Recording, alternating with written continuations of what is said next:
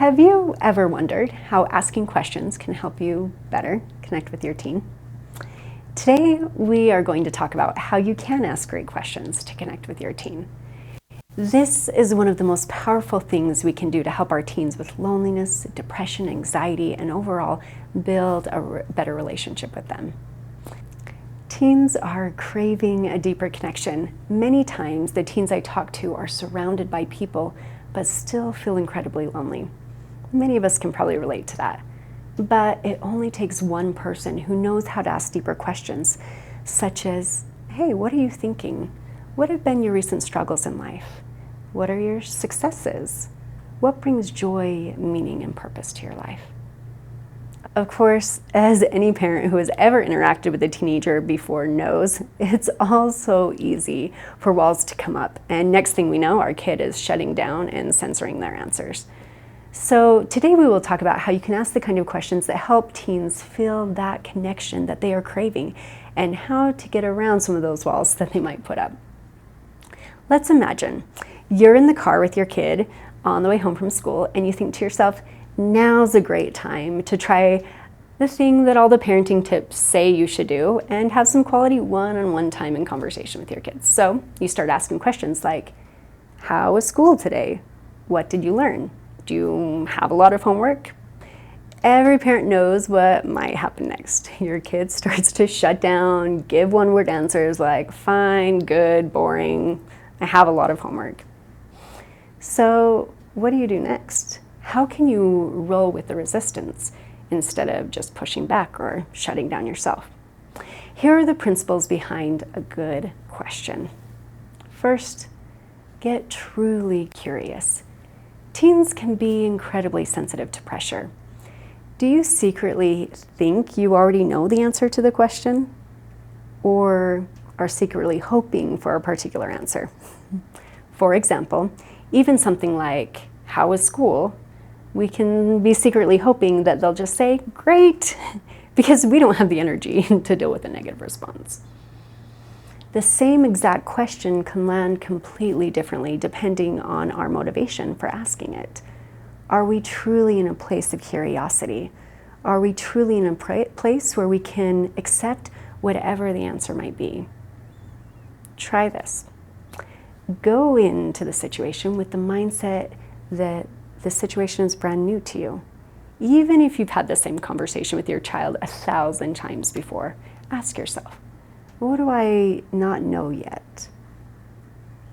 Second, validate the feelings, experiences, and opinions. Many times, you might get the response, I don't know. But that might actually mean, I don't want to say. They might be afraid that you won't take their feelings seriously, or that you will somehow tell them that their ideas are dumb. Try this. Maybe you could ask them, if you did know, would you feel comfortable sharing with me? And would you feel comfortable being honest? If not, what could I do differently that would help you feel like you could be open? Third, it is possible to ask too many questions. Nobody likes the feeling of being drilled or interrogated, or like you're being put on the hot seat. Imagine if your boss came to you and just started peppering you with all kinds of questions out of the blue about, hey, why didn't you get that report done in time? What are you doing with your time instead? What were you thinking in that meeting? What are you going to do with your time tonight and tomorrow?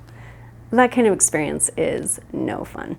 Many times teens tell me, I didn't want to bring this topic up with my parents because I knew I would get interrogated or lectured to, and I just didn't want to deal with it. This doesn't mean that you can't ask any question ever, but you might want to be more mindful about the questions you do ask and pace the number of questions. You also should check your motivations. If your teen seems to be shutting down in reaction to your questions, first ask yourself, am I asking questions in order to try to solve a problem and make a point? Or am I genuinely trying to connect and understand? Try this.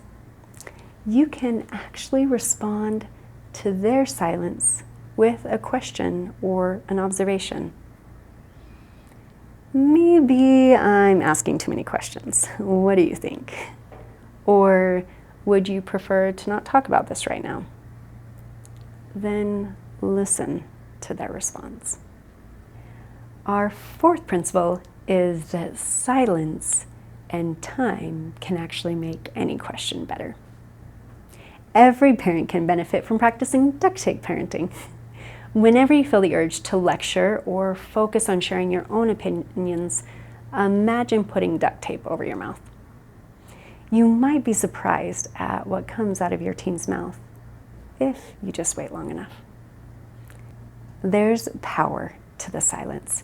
It demonstrates that the answer isn't important enough to you to give it time. If they still don't respond, even when you give it some time, you may even say something like, "Why don't you think about it? Would it be okay if I followed up with you later? Because I really would love to hear what your answer is." And don't forget to actually follow up. Following up shows that their thoughts matter a lot to you. It's also key to ask permission to follow up because teens love a little bit of that sense of control. Principle 5, take the pressure off anywhere you can. Use little words to demonstrate that your conversations are more just brainstorming. I was wondering, do you have some ideas? I'm curious about. What's something you might like or might want to do? And if you have an idea of your own to suggest, consider asking permission first. It sounds like you're having a really hard time with your teacher. I have an idea about something that might help you with that relationship. Would you want to hear it?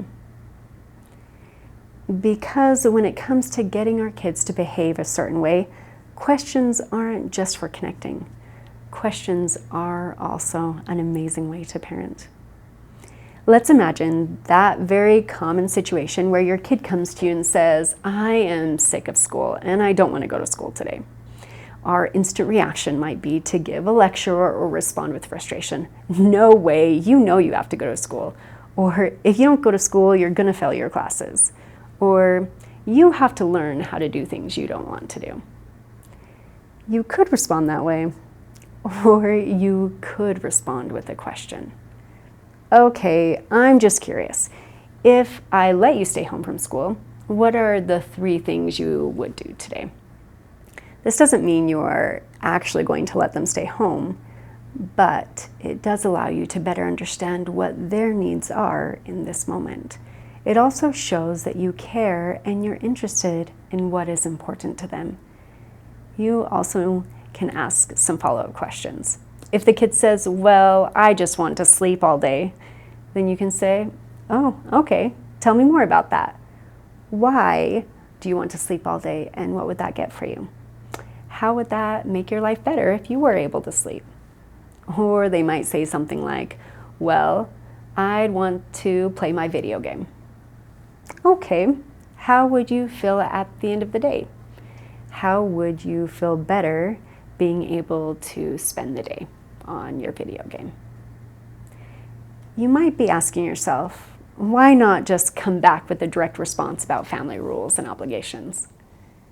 But remember, the best form of teaching a teen is listening because of the developmental stage that they are in. Teens are learning how to think for themselves and form their own sense of values and identity, but they still need a safe sounding board to talk over things as they express themselves that helps them feel better connected with themselves, which then allows them to better feel connected with others and leads to greater confidence. When a youth is able to reason things through for themselves, it encourages problem solving. It creates a more clear picture of things for them. This works for all kinds of issues. For example, a friend who you think is a bad influence on your child, you can ask your teen, why do you like that friend? Why are they important to you? And what do you get out of spending time with that friend? Bonus, they are more likely to hear your concerns if they feel heard and understood first. In summary, to really connect with another person, we have to ask questions and listen to get to know them. Even if your child doesn't feel like talking, when you ask questions, you show that you want to be close to them. Questions are a powerful way to connect.